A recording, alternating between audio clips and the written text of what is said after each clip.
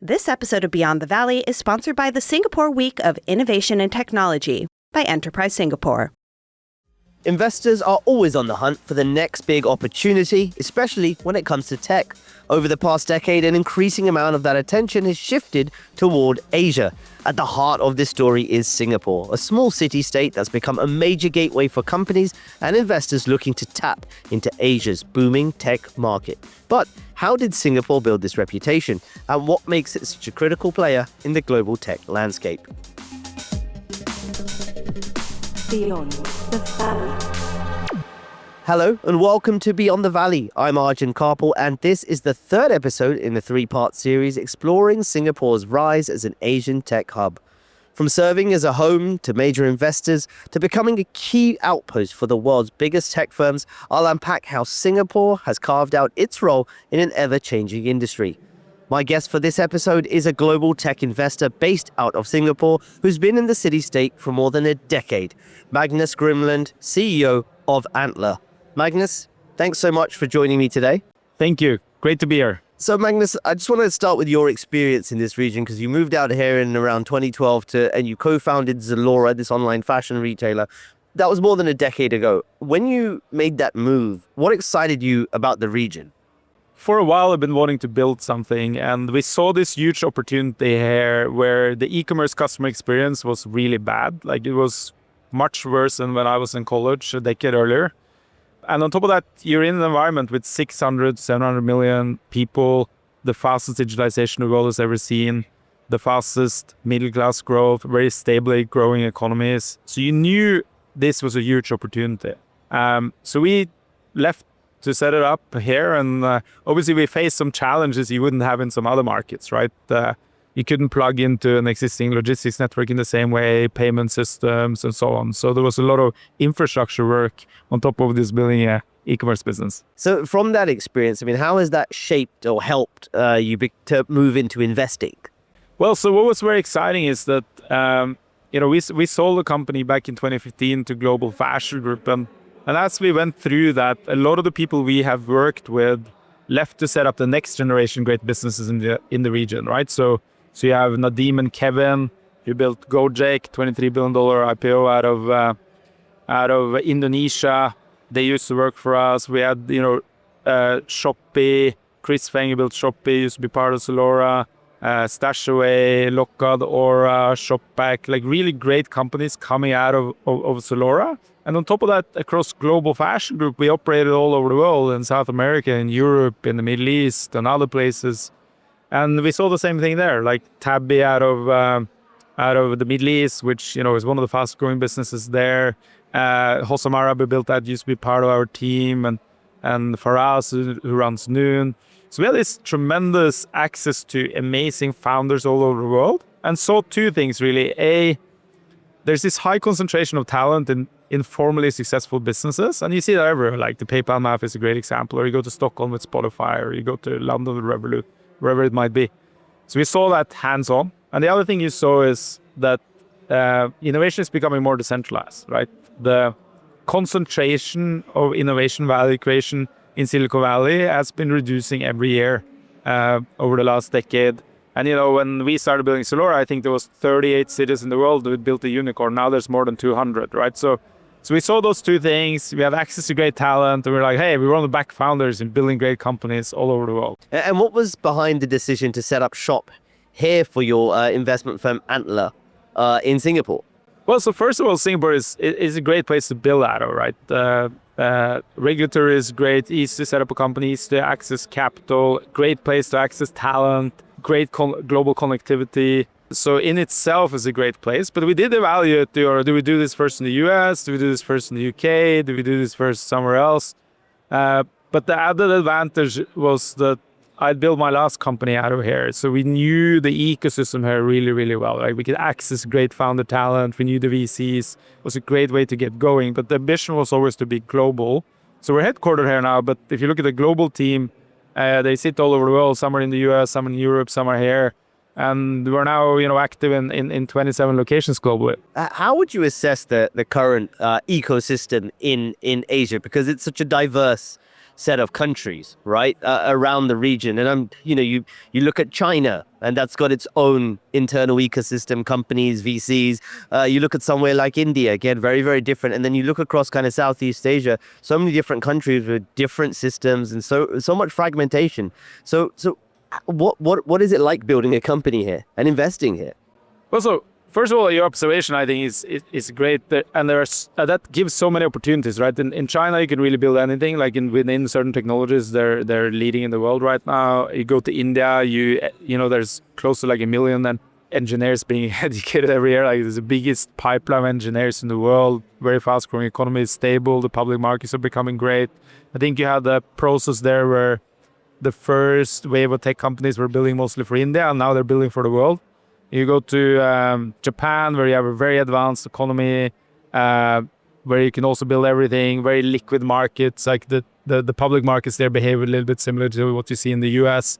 You go to Korea, where you have, world-leading companies being built across very different industries, from, Blackpink and Netflix shows to, very advanced technology, shipbuilding, and so on. And then in Southeast Asia, you have very different places with very different type of talent, right? Like in Vietnam, you have a tremendous amount of tech talent. Indonesia, a very big market. In the Philippines, you have a economy and culture which is very close to the US. In Malaysia, you can attract incredible talent in the same way as you can here. In Singapore, obviously, it's one of the most favorable kind of business environments in the world, right? So you have this plethora of opportunities. So I think if you want to build here in the region, you gotta kind of acknowledge that and take advantage of those different strengths, right? So for example, we built Zalora, we set up our tech team in Vietnam, we set up the headquarters here. We had a big part of the team in Malaysia, a big part of the team in the Philippines. Indonesia was our biggest market. And you use these differences as an advantage. Now, the tricky part is obviously the cultures are different all across, right? So it's a little bit more difficult than just launching into a big US market. But those issues we have in Europe as well, right? Like the culture in France, the way you buy things, and the way you brand things, and also regulation is different than in Germany and so on. Yes, sure, it's getting better. Europe is getting more unified, but you see the same in Asia, right? So when we built, it was more fragmented. Like we had to have a quite tailored operation to each country. Now you can more and more kind of access all of Asia as one market when it comes to certain things, because regulation is getting unified and there are a lot of cooperation between the governments, right? So I think that we're entering into a really, really interesting time here in the region where, within some technologies, for probably the first time in a long time, the leading companies are coming out of here, on top of obviously accessing a market which is the fastest growing in the world with, if you can include India and China, it's, half of the world's population. I'm going to exclude China for a moment out of my next question because, I know that the founders there instantly have a go global mindset and they want to be global companies. But for other founders in the region, are they beginning companies with that mindset as well to go global, given, already Asia is a big market if you put all the countries combined, but yes, it's fragmented, so you've got to deal with those difficulties. But, are they looking towards the US? Are they looking towards Europe to expand? They definitely are. And if you think about, I know we were talking about China, but if you think about China, you don't have to go very far back before that mindset was just building for China, right? So it's quite new that these companies are truly going global, except for kind of hardware and the manufacturing and so on. So it's the first time you've seen kind of truly global Chinese software companies. And you're seeing the same trend start to happen here, right? Korea has been a quite kind of insulated startup ecosystem. You go there, you have your own maps app, you have your own ride-hailing app, your own e-commerce app. Incredible technology. And on chat apps, for example, they were leading in the world before almost anyone else. But they built for Korea. And same in Japan. And most of the successful companies so far in Southeast Asia has been companies building great platforms for the region, like Grab, for example. That has changed a lot over the last few years. And you see it in our portfolio, right? And it's also one place where we can be very helpful, being a truly global VC, being present in 27 locations globally. We can help founders with that globalization journey. And we see the most exciting companies in the Antler portfolio are companies who go global from day one. And we see this out of the region, right? We had, Airlo, we backed there in 2019. It's now the world's largest EC marketplace. They're operating in every single market in the world. and they were formed out of here. We just backed this incredible process engineering company, AI, out of Singapore, and their first customers are in Europe, the first companies are in the US. So we are really encouraging the founders here now to, not think that they should only build for the region and be worried about global competition. You can build world-leading companies out of here. People are working insanely hard, incredible talent, and I think those are going to be the best companies being built out of the region going forward. So that's exciting, and it will add a lot of value to the world. Like suddenly I have another 2 billion people building great products for the rest of the world. Yeah. So what, from the investment perspective, what are you excited about? What themes are you investing into, and what are the opportunities you see from a VC perspective? Yeah, so always a little bit kind of wary to answer that question, because we have this philosophy that we back great teams. We try to find the people who are building the future instead of predicting the future. So I don't spend a tremendous amount of time thinking about, what's going to happen in this field, what's going to happen in this field, where are you going to have the most value creation. What we think a ton about is like, who are the best founders in the world? How do we get access to them? And how do we become a really good partner to them as they're building their business? So if you look at the Antler portfolio, we do everything from really deep tech companies that are doing AI on the edge, chip design, space technology, new medicines, you name it, to technology-enabled companies where technology is important for scaling, but it's not the core of the business, right? So we see really great opportunities across sectors. Obviously, a big part of this is the current platform shift we're going through, which we'll probably get to later. AI, it creates these opportunities across industries in a way we haven't seen in a long time. So that's how we think about it. But personally, obviously there are areas I'm excited about. I'm very excited about the healthcare space. I think it's insane we live in a world today where hundreds of millions of people still don't have access to basic healthcare. Right? When I finished college, me and some friends, we went to Northern Africa to do a development project there, and you literally we told people basic first aid. We built a soap factory. We created some access to capital, and people were dying off of things that you could literally treat for 50 cents, right? And that's still happening in the world today, which is crazy. And on top of that, in the developed world, I think in the US now, healthcare spend will soon be at 20% of GDP, and each additional dollar being put into the system has very low ROI. 92% of healthcare spend is spent on treating. 80% of that could have been avoided by simple changes in lifestyle or early detection. Technology can kind of enable all of this in a way that we've never seen before. It's obviously a tricky area, but it can have an impact on the world that nothing else will have. And AI will be a huge accelerator of that. And you see now the bigger bets than ever have been made, I think, in that space by new founders who really want to take it on. COVID there obviously was a horrible tragedy, but it actually helped, I think, in the long term to make regulation easier, get technology faster to the market. So there's a lot of interesting things happening there that makes it, I think, a really, really interesting space. So we'll get on to AI because it is the topic of the day, of course. But in terms of how you approach investing, because you mentioned it there, you invested at an early stage. You want to back great founders who have good ideas, but you're also investing in companies that may not necessarily have revenue, right? Or even potentially a product yet. Yeah, sometimes we just back in a great individual or a team of a few individuals. So what makes a great, what are you looking for?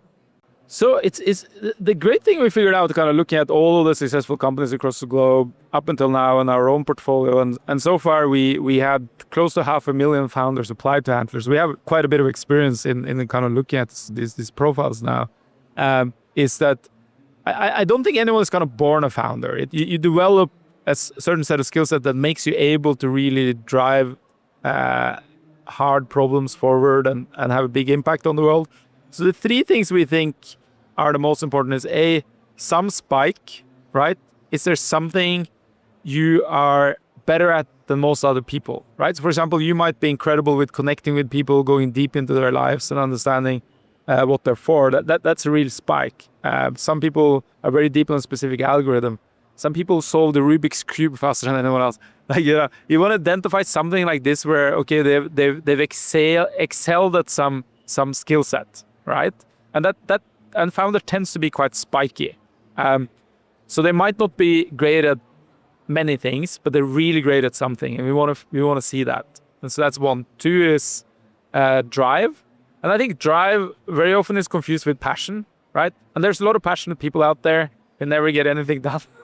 And so I think passion in itself is great, and it's important, and it creates happiness. But for us, drive is really raw ambition combined with the ability to execute, right?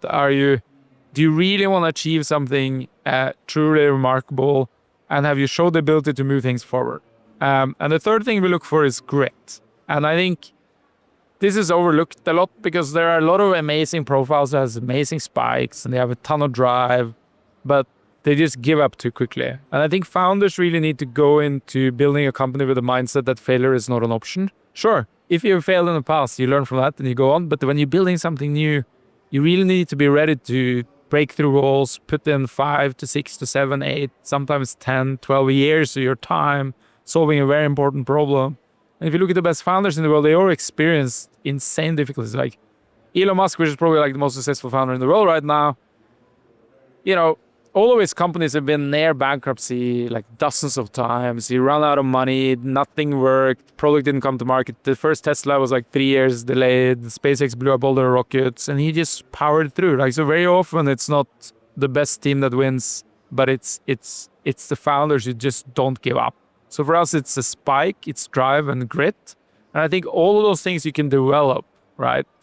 You're not born with them. Sure, you're born with some skills that you might be better than anything else, but we really think that you can develop these things. And it doesn't matter whether you went to the best schools in the world and worked for the best companies, or if you grew up in a slum in Mumbai and you got a job early in Flipkart and you excel there. Like, you can find these characters everywhere that at some point of time might change the world. And if you look historically, that's what happened, right? Like in the US, 70% of unicorns in the US as a first and second generation immigrant. Like, you never know where these people will come from, but that is what we're looking for. And those are the type of people we want to back. Really interesting. Fun fact for our listeners, of course, you used to be in the Norwegian Naval Special Forces. Is that what taught you grit? It definitely teaches you grit, but you also need a certain amount of grit coming in there. But I think the Navy SEALs experience is incredible. Obviously, I was just there for a short period of time. My friends have been, many of them are still there, and they've been deployed in every single conflict in the world and done an incredible job. So kudos to them. But I learned a lot about mental resilience there, and you just gotta go if you're gonna make it through that training and education. You really need to go in there with a mindset that there's no option to fail, right? If you ever think about, I could just do this instead, you will just not succeed. And I think founders who go out there and let's say you're leaving Google and you're like, hey, I might try building this startup, and the worst case scenario, I can just go back to Google and get free lunches and massages on Fridays. Then you're not going to succeed as a founder, right? So you just got to throw all other options out. You got to cut all the bridges behind you. I like to create insane social pressure, so I always been speaking very loudly about what I'm doing. And also now, obviously with Antler, a lot of my friends and the family have invested into our funds and so on. So you just got to do whatever you can to, make this the only option and build that mindset that failure is not an option. And then I think more likely than not, you will succeed. Let's talk about AI then, Magnus. It's everywhere. You can't go to a tech conference without talking about AI. You can't go anywhere without talking about AI. But going back to your investments in people, how do you invest in the early stage when it comes to AI? Yeah, so what is quite fascinating with our investment process when it comes to AI is that when you just look for the best people in the world and you want to back the best teams in the world, then they tend to build around the biggest opportunities, right? So obviously AI has been around for a long time. And if we looked at our portfolio and how we've been investing throughout the years, and in 2019, which was our second year, we made 30 AI investments, right? And in 2020, we made more than that. And this is kind of slowly grown every year. So we were quite early on investing in AI. And these companies are building really, I think, across kind of 3 different areas. One is infrastructure. there we really care about backing the best people in the world, right? If you're building a fundamental model or you're building a new chip design or you're building decentralized AI, whatever it might be, you need to be amongst the best people in the world. It doesn't help that you're the best person in the Valley or the best people in Singapore or the best people in Japan. You got to be the best in the world and you got to have deep experience within that area. So there you look for like deep sector expertise and people with a really strong background. So that's one. Then I think for the application layer, which right now, if you think about it, over time, when you see these platform shifts, more and more value accrues to the application layer over time. Like, so in the early days of mobile, the people who earned the most amount of money was like AT&T, Verizon, Singtel here, Ericsson, Nokia, like these types of providers. But now if you compare them to TikTok or Meta, they're small businesses. And that's what's going to happen in AI, right? So like the infrastructure is going to accrue the most amount of value in the early days, and over time the application layers is going to dwarf all of that. And they're the type of people you're looking for are the same type of founders who built on the mobile platform shift, same type of founders who built on the cloud platform shift. I think in the early days, there's even more opportunities for younger founders because there's still like simpler problems that are there for a taking where you don't need 10 years worth of experience to solve them. So there are some kind of nuances like that. But in general, you're looking for the type of founder I described earlier, who are just going to be the best at building within that specific area and build a really great business. So those are the kind of two areas we're very excited about. And then obviously, whenever you have a trend like this, there's a lot of noise. And there are a lot of people who throw AI into their pitch deck. And there's a lot of like wrappers on fundamental models and people who say they have proprietary data sets, but they don't, and like all this type of stuff you got to avoid. Yeah, no, absolutely.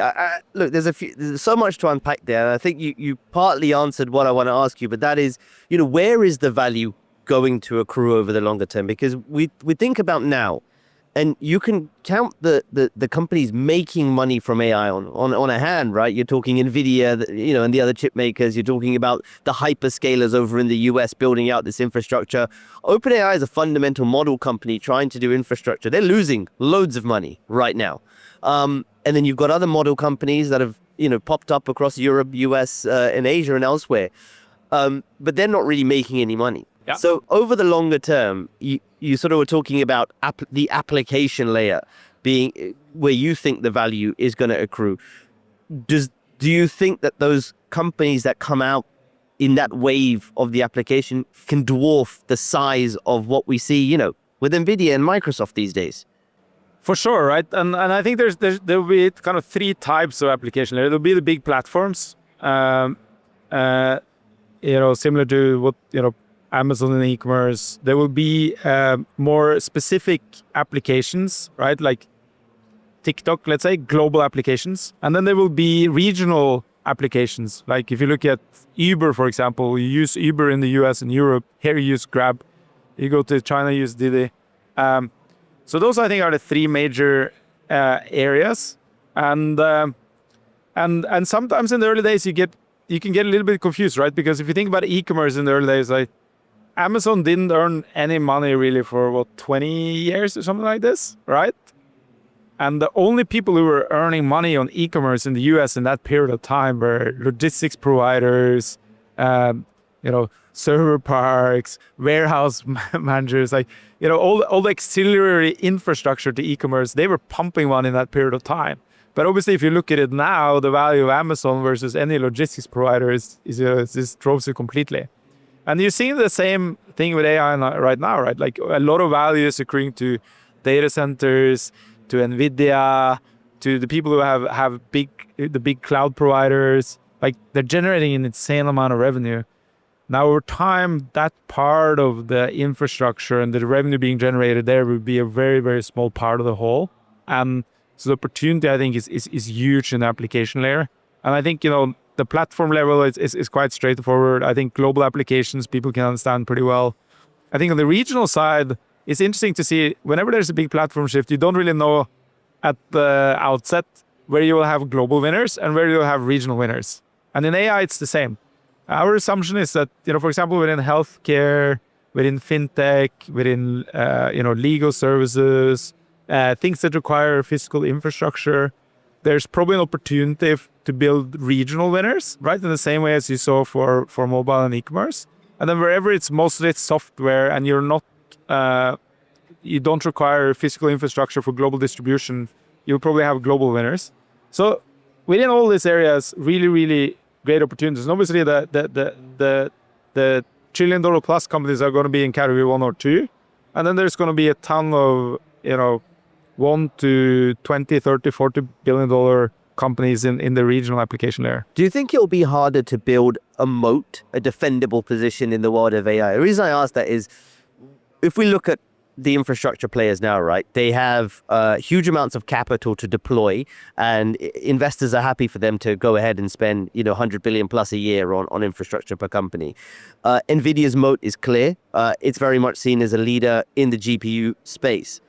Then you get to the model companies, right? And that world is moving so fast.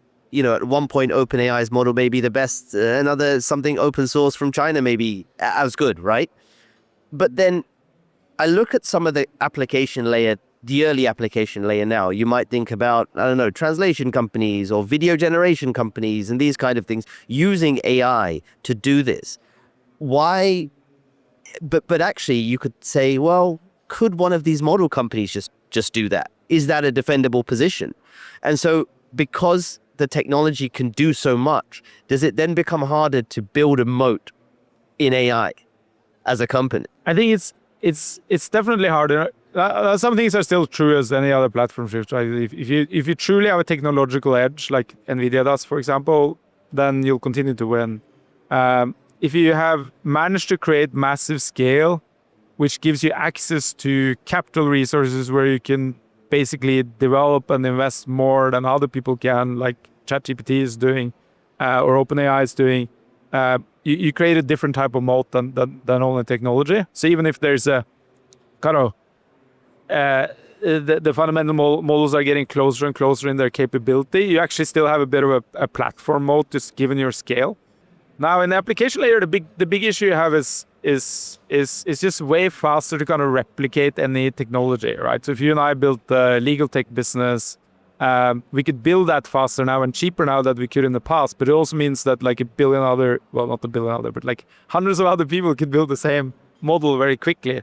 So distribution takes on much more of a role in selecting the winners in the application layer than we've seen in the former platform shifts. And distribution is getting trickier because a lot of these new platforms are sucking out eyeballs, right? So if you look at, ChatGPT is 800 million active users, something like this, right? Obviously, a lot of time has been spent there that is not being spent elsewhere.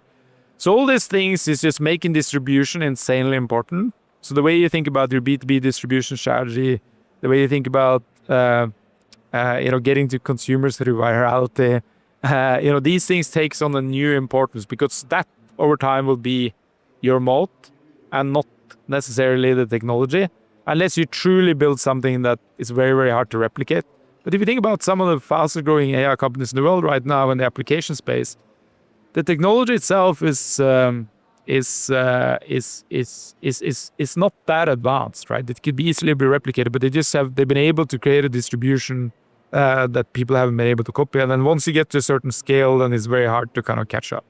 You mentioned an interesting point there about scale, that scale coming from the ability to have access to capital and grow.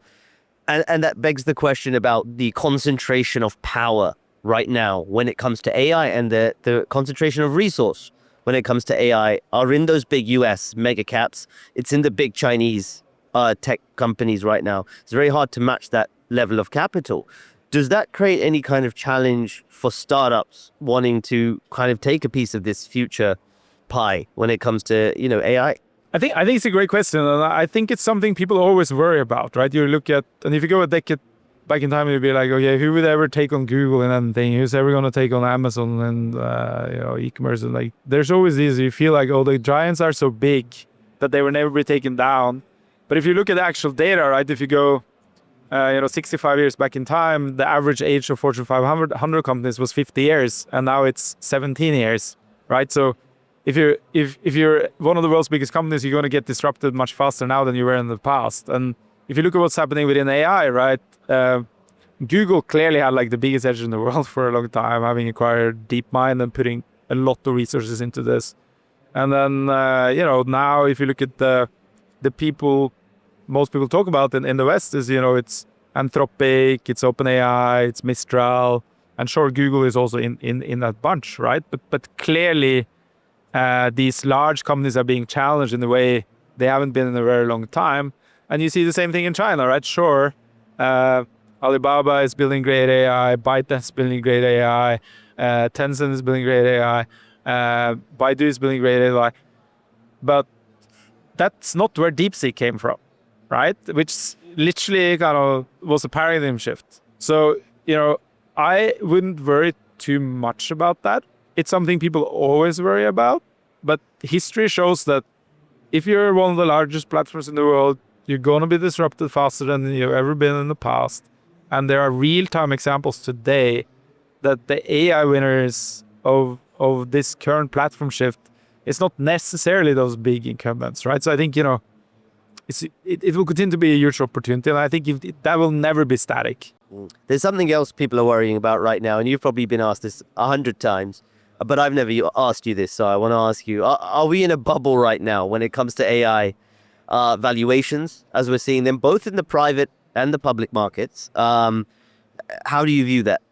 I definitely don't think we're in a bubble. I do think there are some valuations out there that are not kind of warranted, and I think there's a lot of companies out there that are raising capital that possibly shouldn't raise capital, right? But that always kind of happens when you have a big new platform shift. What makes this a little bit different from a bubble and makes it very different from Dotcom is that there's really real revenues behind a lot of this growth, right? So, if you compare OpenAI's revenue now to kind of Google's in the early days, and if you look at kind of the valuation growth, it's really kind of not all that far off. If you look at some of our portfolio companies, like we have Lovable in our portfolio out of Europe, they grew to $100 million worth of revenue in like no time, faster than any company I think has ever done.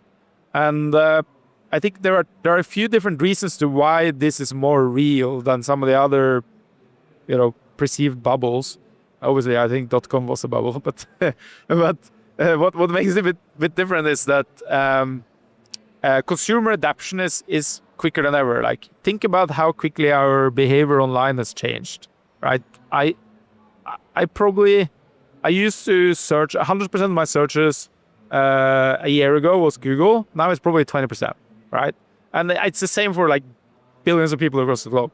And on top of that, businesses are moving faster than we've ever seen in a different platform shift, right? You can go to any leadership team meeting today, you go to any board meeting of any of the biggest companies in the world, whether you're, a mining company in Indonesia, or you're a healthcare provider in India, or you're a Fortune 500 company in the US, AI is top of the agenda. It's being discussed in these teams, and there's a willingness to invest into using that technology and implementing that technology to improve.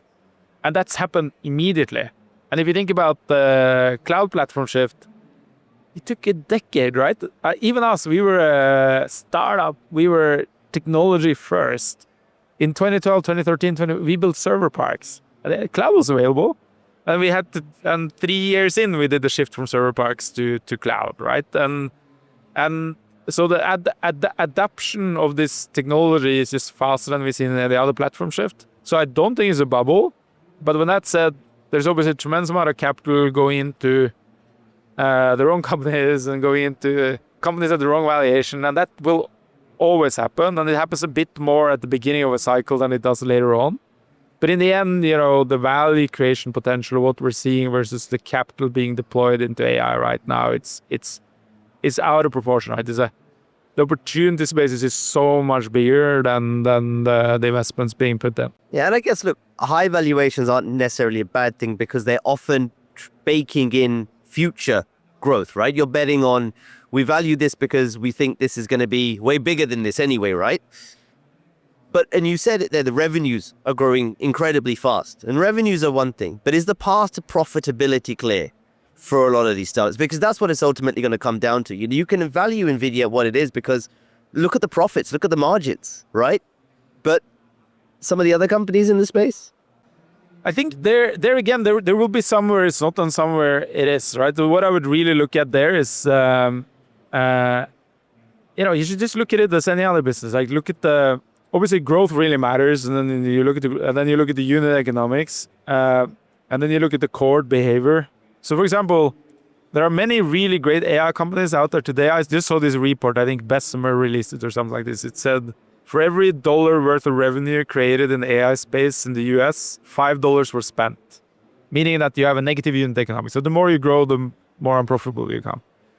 And that tends to often be the case, like early on in these trends. Then you need to look at, okay, if you go to an individual company, obviously you'd prefer if it's positive unit economics, meaning that, hey, if you're a customer of mine, my cost of answering your query or whatever it might be is lower than the revenue that you pay me. So that would be better than negative. If it's negative unit economics, is it developing in a positive way? And do you believe that the cost of delivery will go down to a level where you'll see positive unit economics in the near future? Now, if you already have positive economics, then it's about growing, right? Like, because there's a platform cost and G&A on top of the actual revenue growth. Then obviously you also got to be careful with in AI, and whenever there's new technology, there's a lot of like testers, right? They're both in B2B and B2C. People who just I want to try this out, and then they churn very quickly.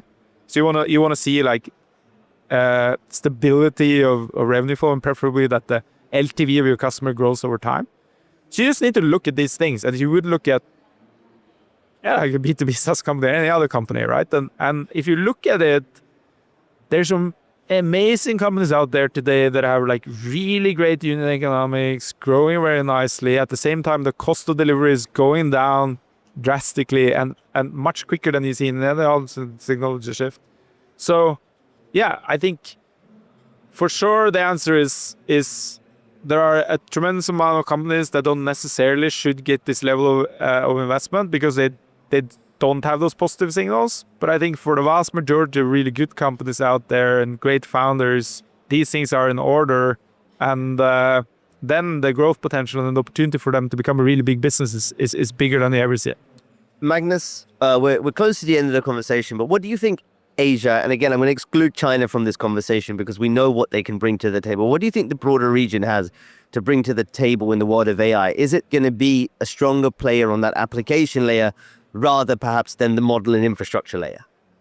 I think that Asia has really tremendous potential across the board. Like on the infrastructure layer, most of the advanced chips in the world are made here. If you look at the most advanced kind of AI researchers in the world, I think about 50% of them are Asian. So you can build world-leading companies in infrastructure here, and that you'll see more and more of that. Now on the application layer, there are also kind of equal opportunities to the rest of the world, but you also have another advantage that you're in the marketplace of very fast-growing economies and population, right? So you can really ride on a tremendous macroeconomic trend. Now, the challenge you have here in some parts of the economy is that the basket size or the ability to spend is lower than elsewhere, right? So you need to set up your companies in a way where you can create profitability on smaller transactions if you want to access the masses in India and the masses in Southeast Asia. But the companies become really good at that. And there's great infrastructure having been rolled out. For example, the payments infrastructure in India, digital identity. That means that you can now address a market that wasn't available to you before because it would just been too expensive to address them. So I think, things are really well set up here to build incredible companies. I think a great place to invest currently. And as we spoke about earlier, you have this diversity of different ecosystems that means that if you kind of broadly invest into the region, you can access a lot of different type of demographic behaviors. If I'm sat with you in a year's time, what do you think we're going to be talking about? In a year's time, I hope we're talking about some truly revolutionary new treatments and medicines that have been fully developed by AI that are fundamentally making the world of healthcare much better, giving access to healthcare to way more people than have it today, and making it better in the developed world. Great. Magnus, thanks so much for joining me on Beyond the Valley. Excellent. Thanks for having me. That's it for another episode from our special series here from Switch in Singapore. Thanks for listening and watching. We'll catch you next time. Beyond the Valley.